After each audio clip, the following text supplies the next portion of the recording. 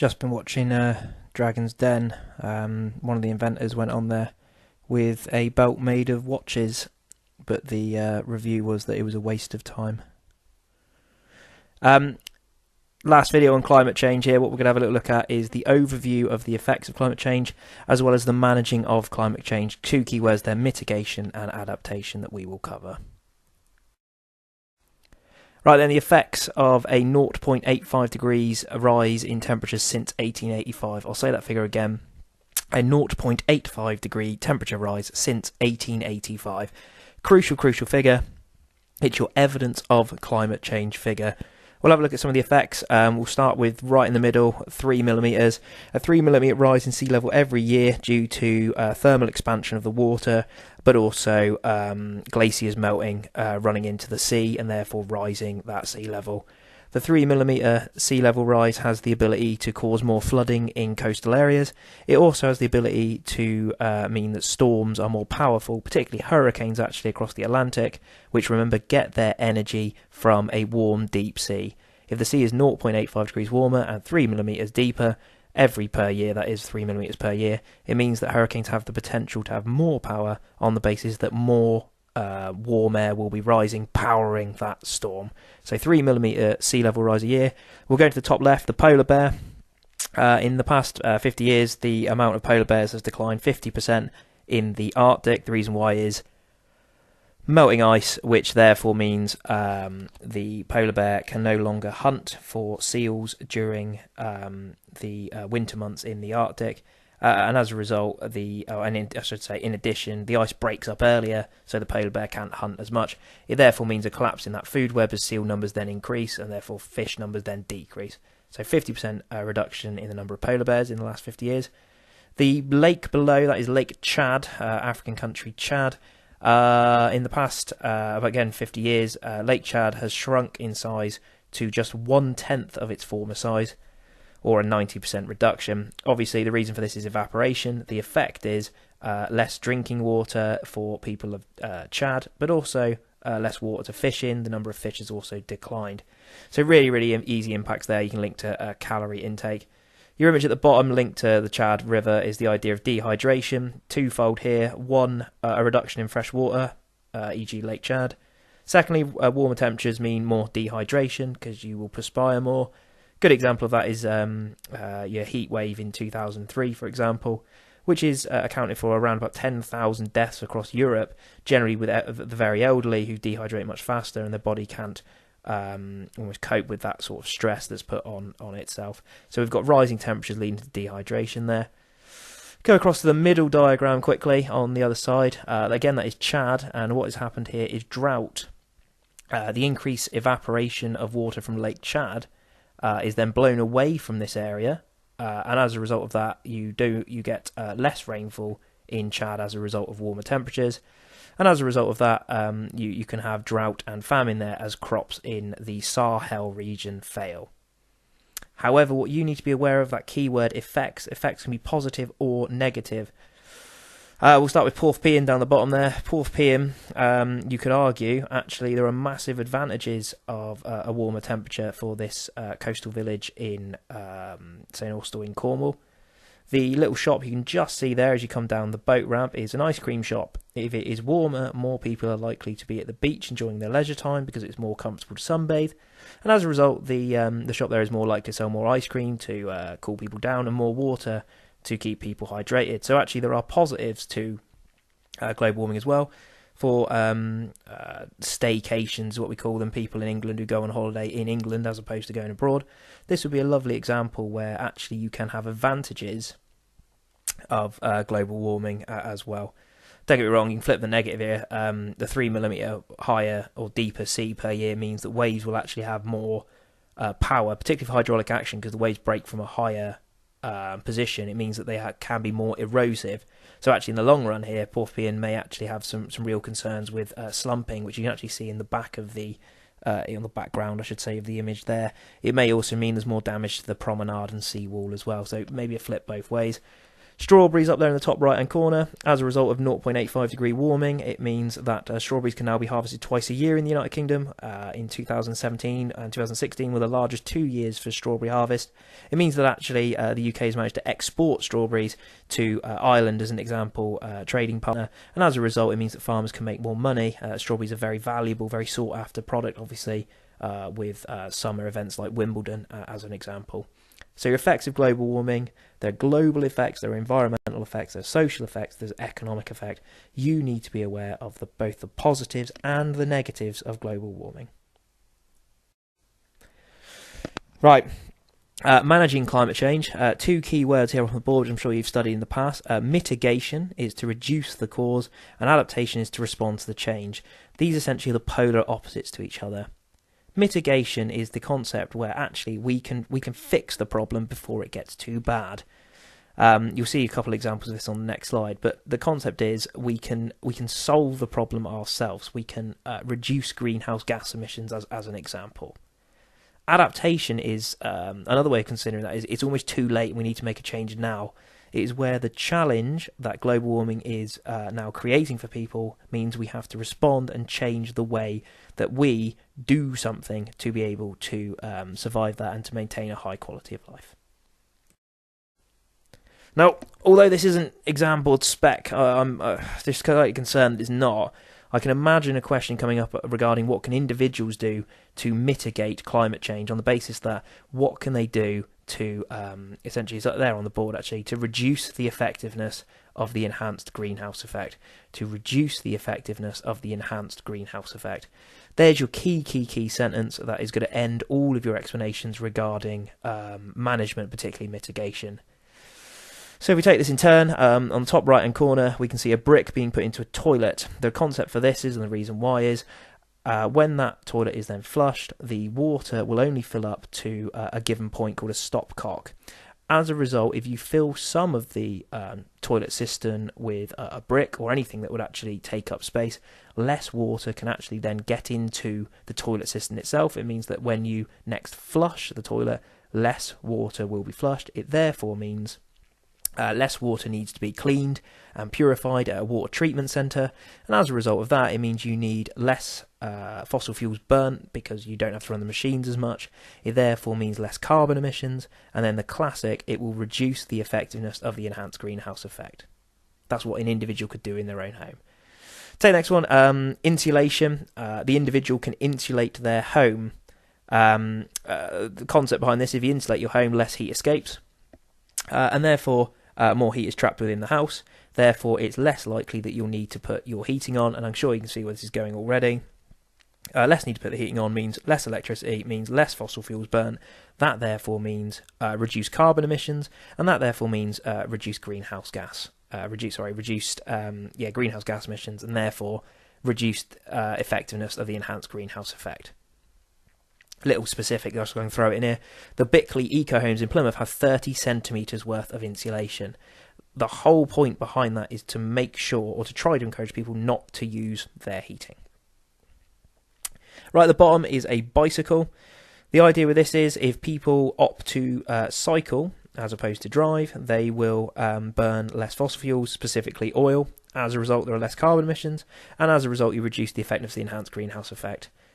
Nice, easy, straightforward one. The same would apply for people who use a bus there. Actually, if you opt to use a bus, then therefore there'll be less cars on the road, and one bus is around about the equivalent of about 5 cars. So as long as 5 people are using the bus, it actually makes it environmentally friendly for the exact same reason. On the left-hand side is an organic or local market. If people buy local, it means that food does not need to be transported as far. It reduces the air miles.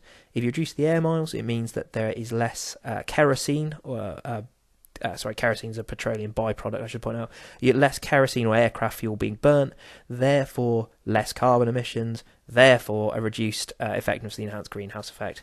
You may notice a bit of a pattern that they always end the same way.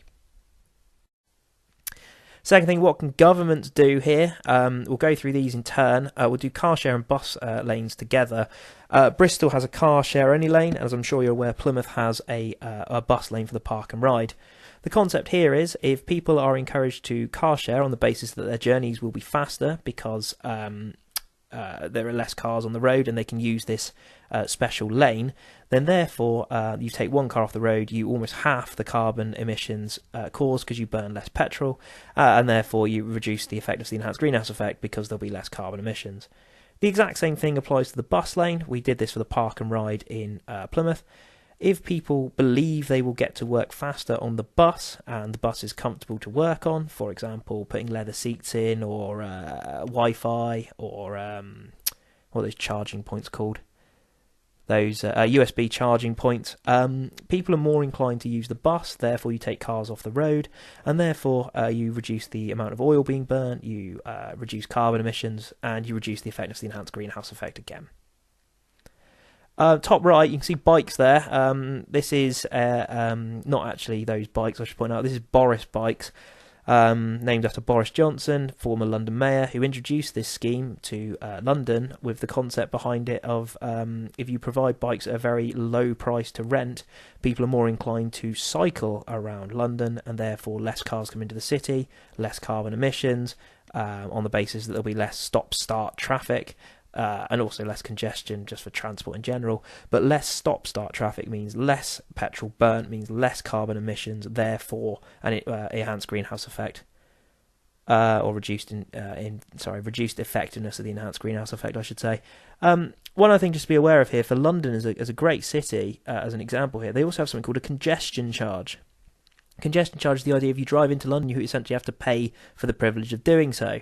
If you have to pay for the privilege of driving into the city, it will put people off driving in because it's going to cost them money, they'll have less disposable income, and as a result, people are less inclined to drive, and therefore you reduce carbon emissions as a result. The bottom right is road tax. It's slightly out of date actually. I think the highest road tax is now just over £500. The idea here is you tax people on the cars that they drive in terms of the amount of emissions. The more emissions, the more tax you pay. The concept here is it will encourage people to buy smaller engine or more efficient cars, e.g. just name any electric car whatsoever, Nissan Leaf, or a very, very small engine car like my Kia 1.1, and as a result you pay much less car tax. If you pay less car tax, people are inclined to do that because they'll have more disposable income, but if you have smaller engine cars on the road, it means less petrol we burn, and therefore a reduction in carbon emissions or CO2 emissions because you're burning less petrol, and as a result you'll reduce the effectiveness of the enhanced greenhouse effect. So just some general basic ideas there. Hopefully you've heard reduce the effectiveness of the enhanced greenhouse effect enough now that it will actually stick in your heads. Right, mitigation, some case study examples here. This is where human beings believe that we can solve the problem before it gets worse than it already is. So we'll start with the top left-hand example here. This is the Great Green Wall, a fantastic international project, 7,000 kilometres long, 15 kilometre wide green belt of trees running from east to west across the Sahel region of northern Africa. Now, the big reason for this was actually desertification to try and stop that, but we can argue that those trees trap and absorb carbon dioxide, therefore reducing the amount of carbon dioxide in the atmosphere, therefore reducing the effectiveness in the enhanced greenhouse effect. So hopefully that makes sense why that one is a mitigation strategy. We can try and reduce the amount of carbon emissions in the atmosphere. The bottom left-hand corner is the Paris Summit from 2015. This is where governments around the world, I think it was 192 countries from the world, gathered in Paris to try to work out a plan for the future across the world to reduce carbon emissions. Now, although the agreement made there is not binding, I mean, they're not legally obliged to do it, countries made statements saying that we will try to reduce the amount of carbon emissions, for example. For example, taking Burkina Faso as a country that's on the map above, they stated that they would reduce their carbon emissions by 6%. The United Kingdom said that by 2050, 30% of our energy will hopefully come from renewable energy sources.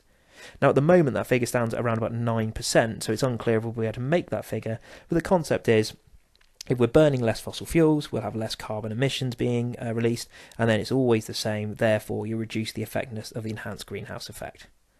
A graph to sort of back that concept up is in the top right-hand corner here, which is the concept that this is the UK's renewable energy usage, which you can hopefully see is increasing rapidly, with particular reference to solar and also offshore wind as a real growing market, whereas hydro actually has stayed largely where it was. The bottom right-hand image is something called sequestration, which is a word I always struggle to say.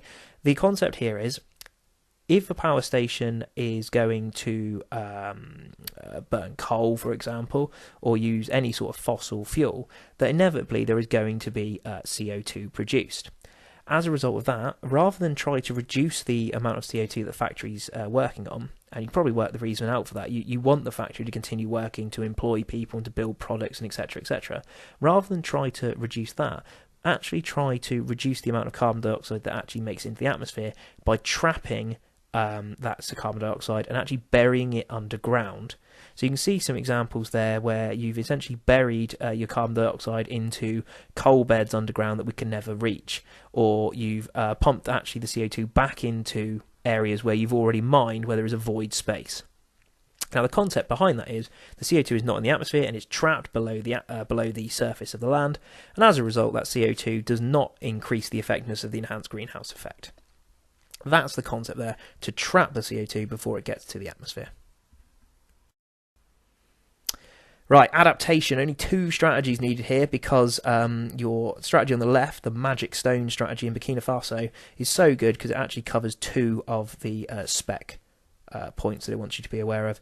Remember, adaptation is the point where actually you've got so far down the line, you have to make changes to react to the actual change or the challenge of climate change or global warming itself. So we'll start on the left-hand side with these magic stones. Please call them magic stones, not stone lines, because it's a specific. You change your agricultural practice by literally putting lines of stones on contours to trap surface runoff in the Sahel. The water is slowed, the nutrients are trapped on the rocks themselves, and the water is forced to infiltrate into the soil because it's been slowed down. As a result of that, it means you can rake the soil back and continue to plant in this region, whereas if you hadn't have done that, actually the amount of evaporation and the removal of trees due to forest fires, as an example, would literally mean you couldn't grow crops here. So putting these magic stones down encourages infiltration and enables you to grow crops here. Furthermore, it also manages water supplies because it traps the water in that area, forcing the water to infiltrate. So not only do you have drinking water for cattle and for goats, but you also have water in the soil itself. So the adaptation strategy there is the concept to trap water before it runs off in the Sahel, e.g. Burkina Faso. The images then to the right hand side is the last bit of the spec for climate change, which also identifies that in certain areas you are going to have to adapt to the challenges of rising sea levels by building new coastal defences. Your example at the bottom there, the rock armour or riprap, which is all stacked up there, that is Easington Gas Terminal. The Easington Gas Terminal, built on the boulder clay geology in behind, is very susceptible to erosion. The East Riding, or Yorkshire Holderness Council, if you will, has looked at this situation and gone, we've got to act now because the sea is so much higher. There will be more erosion in the future due to more hydraulic action. And as a result, they have restructured, rebuilt and added to the existing rock armour on the basis that they were so concerned that actually the waves would start to not only erode the existing rock armour, but also the boulder clay in behind. If the boulder clay is eroded, the Easington Gas Terminal is susceptible to collapse, and obviously you then lose 3,000 jobs and also your supply of gas in the northeast, which provides around about 1/3 of all the electricity in the northeast. The final one there is a groin at Hornsea. Those groins have actually been repaired and restructured in recent years on the basis for the same reason that the council was so concerned that a higher sea level, like 3 millimetres per year higher, would break and smash up those groins. It would throw pebbles at the groins and break them up. And they were very, very concerned that if that happened, the groins would break, and therefore the beach would become thinner, and the people of Hornsea and behind would be at real risk of the boulder clay that their houses are built on being eroded and those houses falling into the sea. So that's your adaptation strategies to go alongside your mitigation strategies. Quite a long video, getting up near 20 minutes. Anything that you're not sure of, please come down and see me in H7. More than happy to talk this through with you.